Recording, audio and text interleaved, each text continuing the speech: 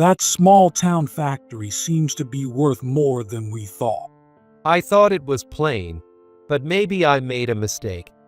If that's the case, maybe I should have taken a job at that factory. With family connections, promotion would be certain. When I returned home from the funeral, I was shocked to hear my husband and son talking. I work at the small factory my father ran, but my husband and son, who work at a large trading company, always seem to look down on it. However, after seeing the large number of people who attended my father's funeral, their attitudes changed. I can't stand the thought of them taking a job at the factory we have worked so hard to protect just for fun. Moreover, it is a big mistake to be sure of your career because you're a relative. There are people who make their living at that company, and those who take pride in their work. I can't allow those people to be insulted because of me. With quiet determination, I packed my belongings. I will never come back to this house again. My name is Nancy Wilson. I was born and raised as the only daughter of a small-town factory owner. My husband's name is Robert Wilson. He was a salesman for a trading company, and we got married about 30 years ago, having a son named Mark. Mark, influenced by his father, grew up to be a sociable and cheerful child. Rather than just cheerful, he is more like flashy and showy. Before getting married, I found those traits of Robert fresh and attractive, but once married and seeing Mark grow up the same way, I feel like I'm the only one with a different sense and feel out of place. What's more concerning is Robert and Mark's sense of money. Both of them are big spenders, often straining our household finances. We've had numerous arguments over this, but we've never been able to see eye to eye, and here we are.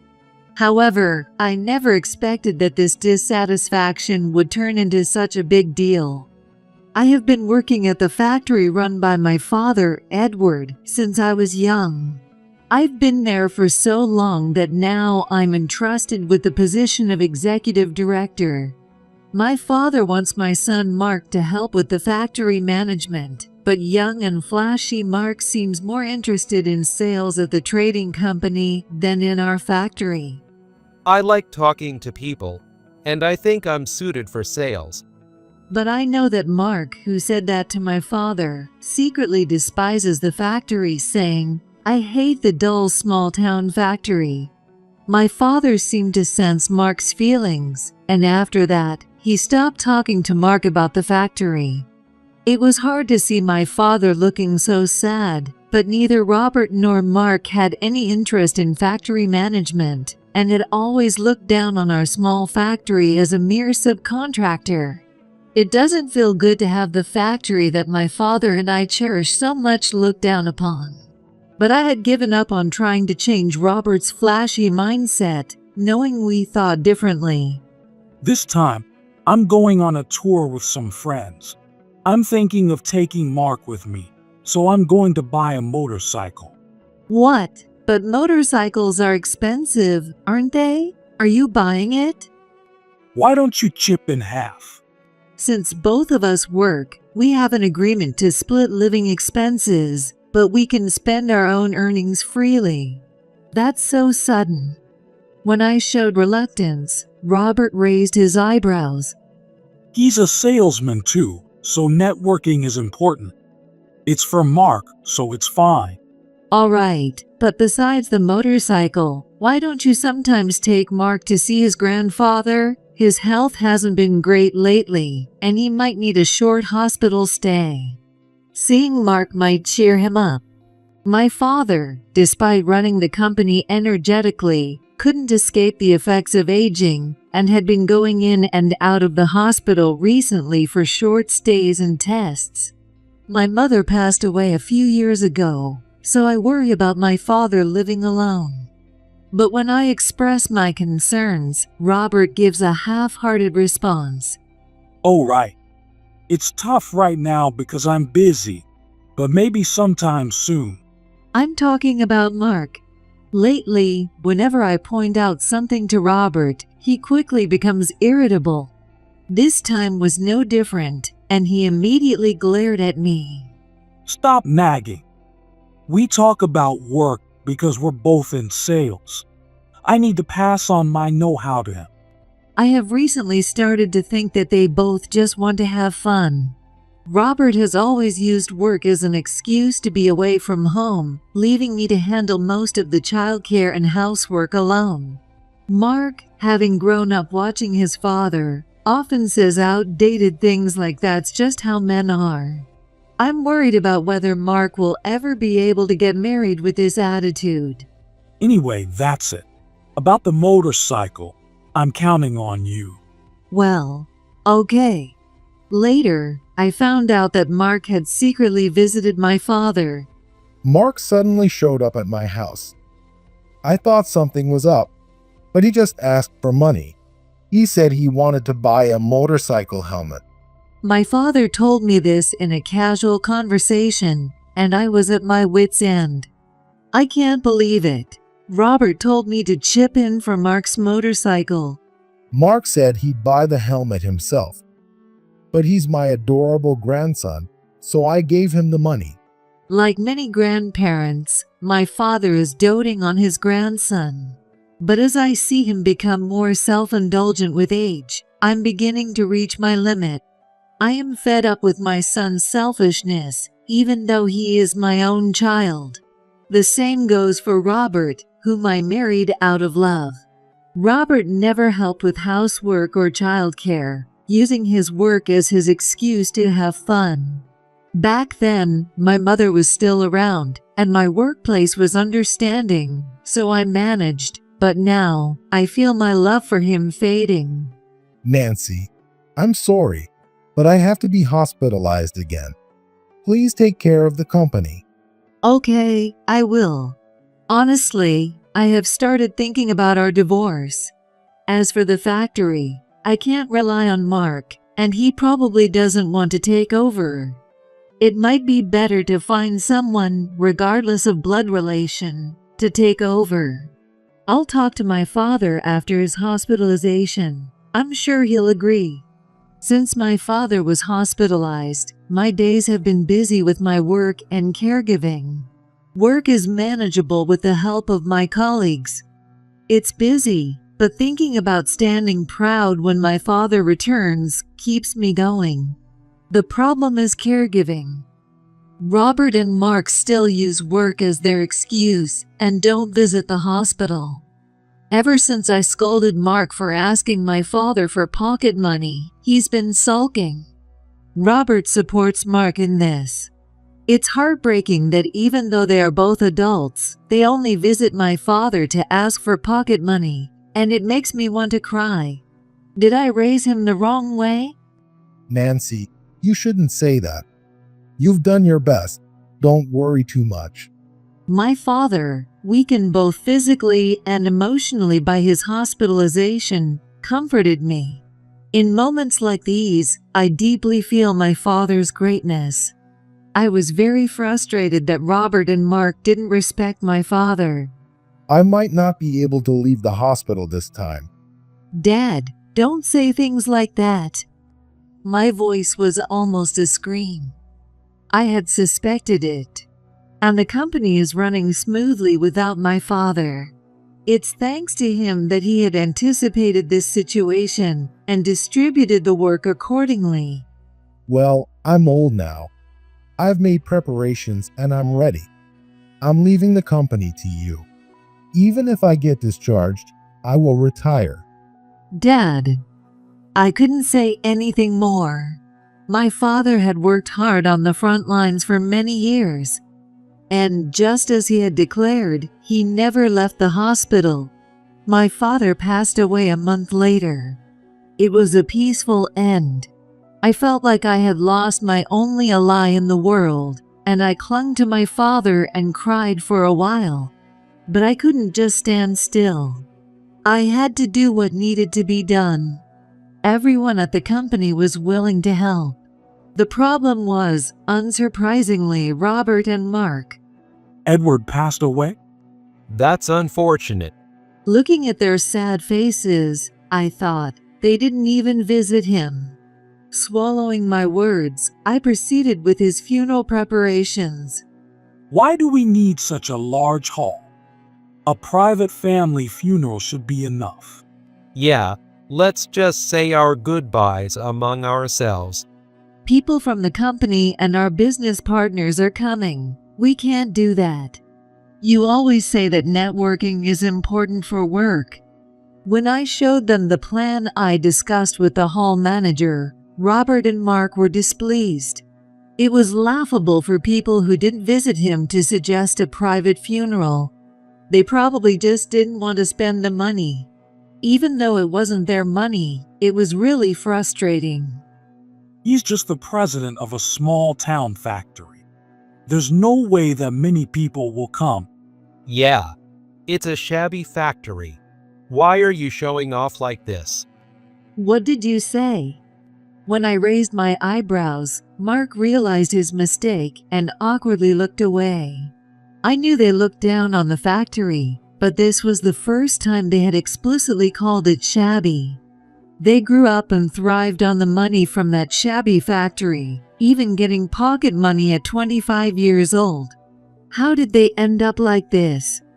Anyway, I oppose it. We don't need such a large-scale funeral. What do you know? You don't know anything about the company. I'm a salesman at a major company. I've attended more events like this than you. I know better. Robert didn't say it as clearly as Mark, but it was obvious he also looked down on the factory. His face turned red as he glared at me irritably. Even if there's not enough money, I won't contribute a cent. It's your fault for being so showy. I was dumbfounded by his words, considering how many times he had asked me for money for things like motorcycles and golf, claiming they were necessary for work. How many times had he asked me to support his career? The money I had gradually given each time has now amounted to a significant sum. It's enough to cover the scale of the funeral he's now opposing. Don't worry, the company will handle the funeral, and if there's any shortfall, I'll cover it myself. Do whatever you want. You always tell me not to waste money, but now you're spending it on this. Mark also seemed upset that I was going to pay for it. Does he think his parents' money is his own? Your grandfather was the president. This is not a waste. Mark, there's no point in arguing. Let's go. I'm the one who feels it's pointless to argue. Robert and Mark glared at me with disdain before leaving. They were probably off to have fun somewhere, claiming it was for work. They said they would attend the funeral, so I had no choice but to ignore everything else. Once they stopped interfering with the funeral arrangements, everything proceeded smoothly. Things were a bit awkward at home, but I was too busy to worry about it. I did the minimum housework, but my time was fully occupied with preparing for the funeral and work. On the day of the funeral, Robert and Mark's eyes widened when they saw the attendees.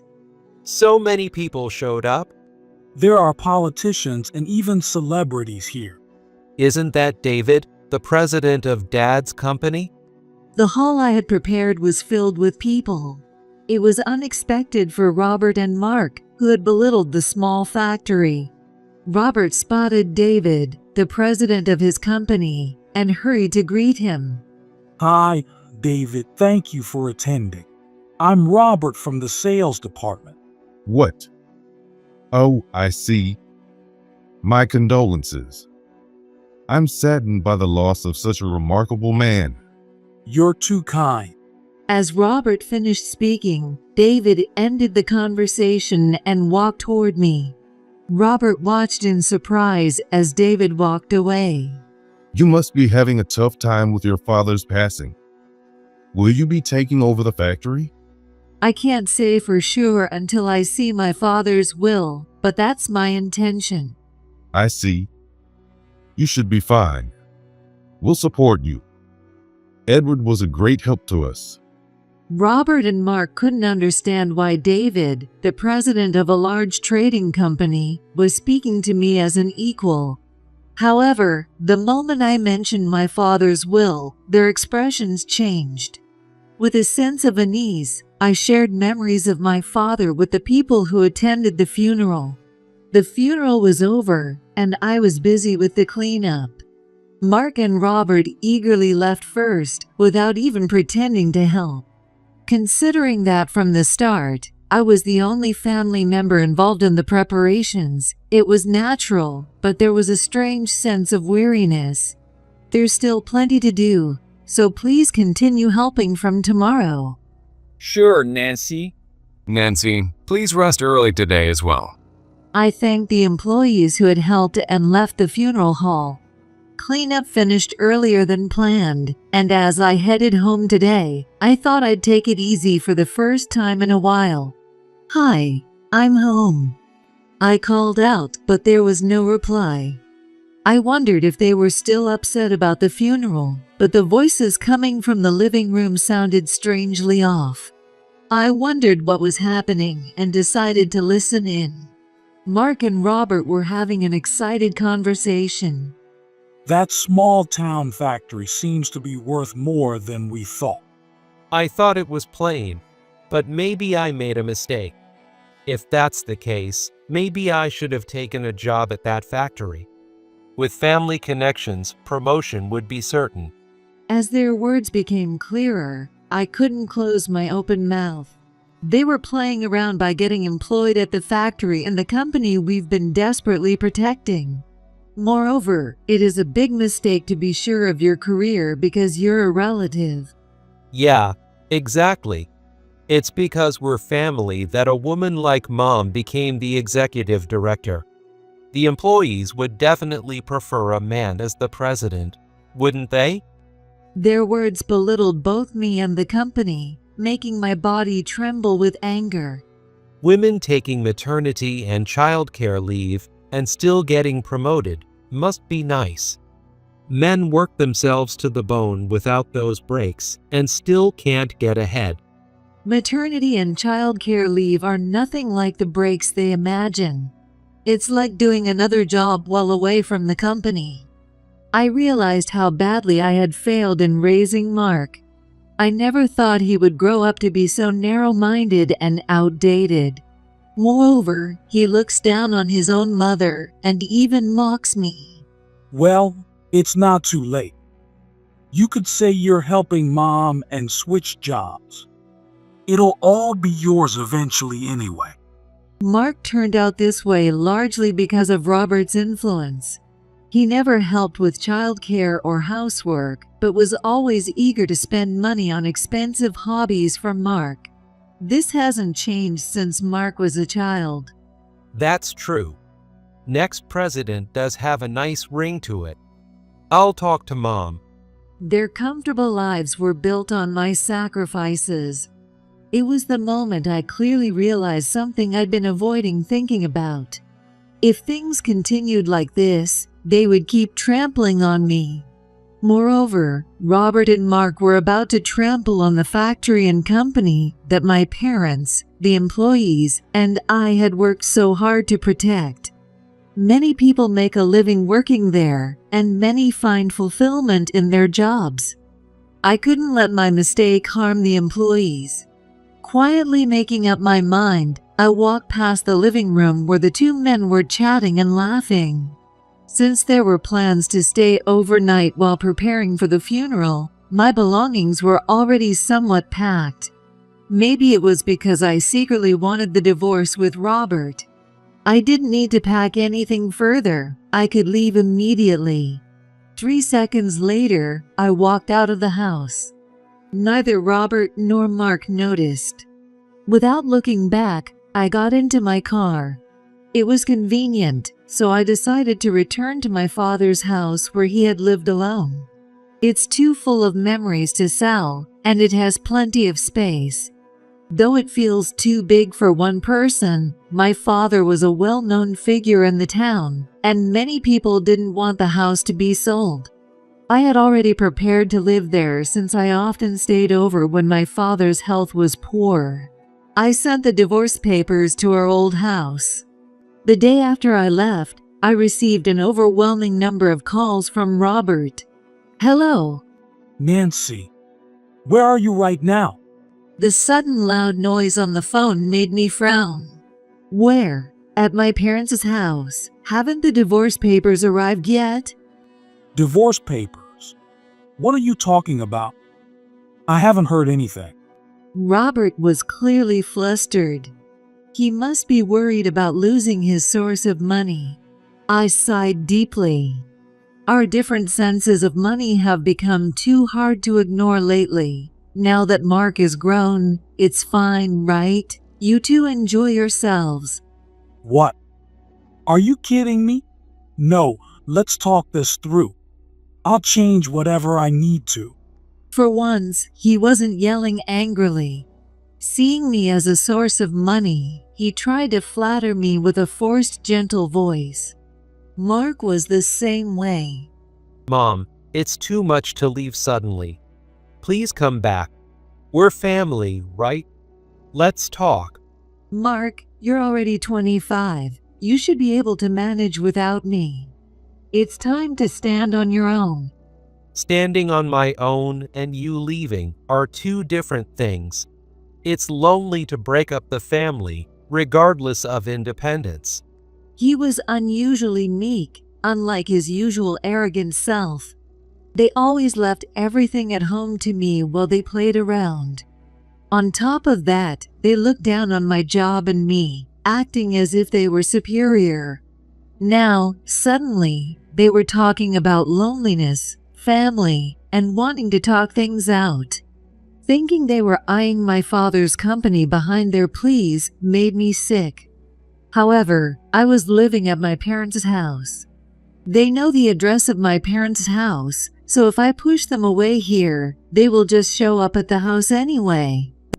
After thinking it over, I decided to talk to them. All right, but keep in mind that I want to divorce you. Oh, okay. Let's just talk first. Robert and Mark underestimated me. They were salesmen, confident in their persuasion skills, and thought they could easily talk me out of it in person. They can think that way for now. I am completely fed up with them. To completely sever ties with the two of them, I began preparing for the discussion. The meeting took place 3 days later.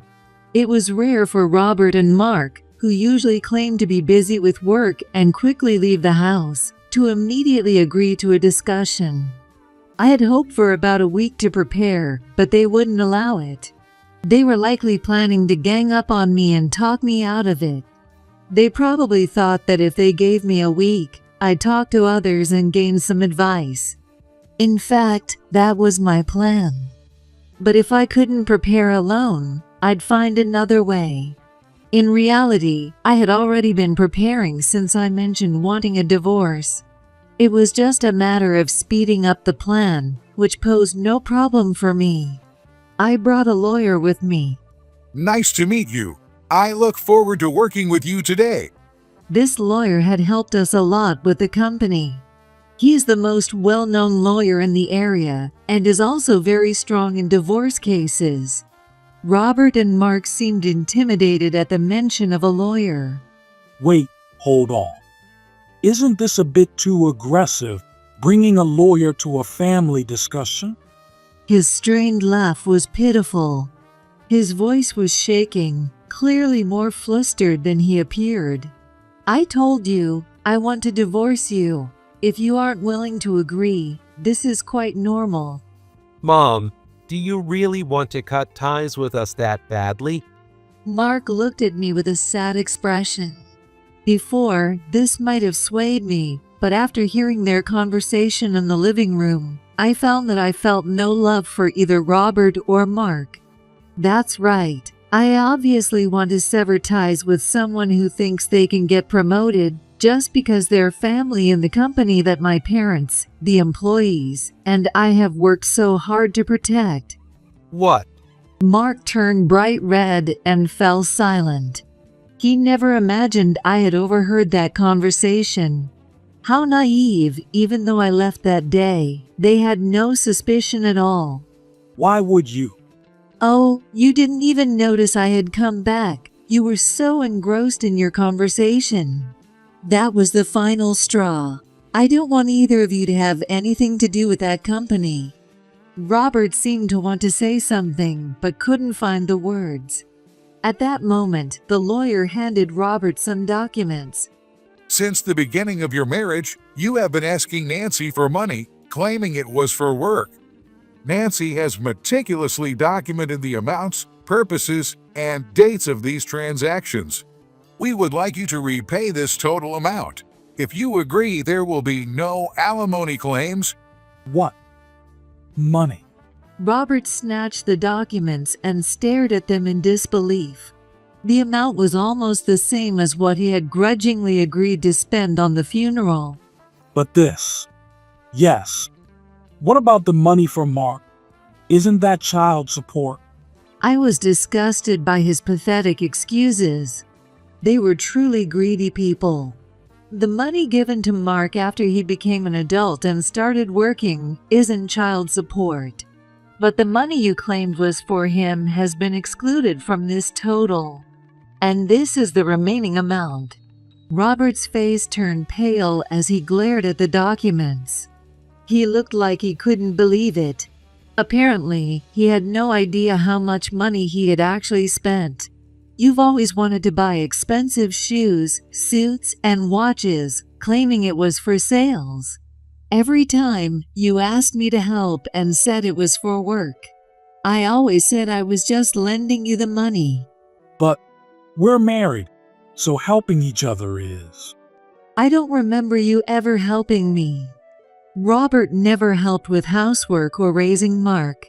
Unfortunately, there are no witnesses, so alimony would be difficult to claim. I didn't want to deal with a prolonged court battle with him, so I gave up on alimony. Even this demand for repayment felt like a nuisance. Although the lawyer assured me he would collect the money, I didn't care about it as long as I could protect the company my father left behind. Robert fell silent, and I watched him quietly. In the silence, Mark spoke up. If you really want a divorce, discuss it with Dad. But I'm your son, right? My ambitions for promotion and job change were just a phase. I'll change my attitude and work hard, so please forgive me. His words were proof that he hadn't changed his mindset, but did Mark realize that? Apparently, Robert was shocked when his son betrayed him. Mark, are you going to abandon me? With this debt, no wonder Mom is fed up. I'm her son. Even if she wants to cut ties, she can't. It seemed he was now considering the inheritance and decided to flatter me, abandoning his father. Like his father, he was utterly shallow. I was the one who primarily raised him, so how did he turn out like this? Where did I go wrong in raising him? Lately, these thoughts consumed me whenever I looked at him. That's true. The bond between parent and child can't be severed. Robert slumped, and Mark smiled. Robert looked like he was about to grab Mark, who was smiling. They used to be a close father and son, but money has made them like this. Selfish people are frightening. But Mark, I don't want someone who wants to be president or get promoted for such silly reasons to be involved in my father's company. What? Mark's face froze. At that moment, the doorbell rang. Robert frowned suspiciously. Who could it be at a time like this? It's a guest I invited. What? Robert and Mark visibly tensed up. Too much trouble to explain. I quietly stood up and invited the guest in. David, thank you for coming. When Nancy asks, I can't say no. David? The visitor was David, the president of the trading company where Robert worked. He had been an acquaintance of my father's for a long time and a business partner of the factory.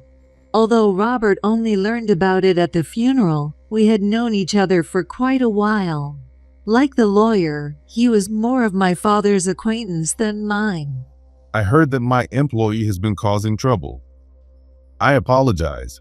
No, since he is my husband, David, you don't need to worry about it. I should apologize for troubling you instead. It's all right. Edward helped us a lot, and I hope to continue a long relationship with your company. David smiled kindly and looked at Robert. Facing his employer, Robert straightened up, sweating profusely.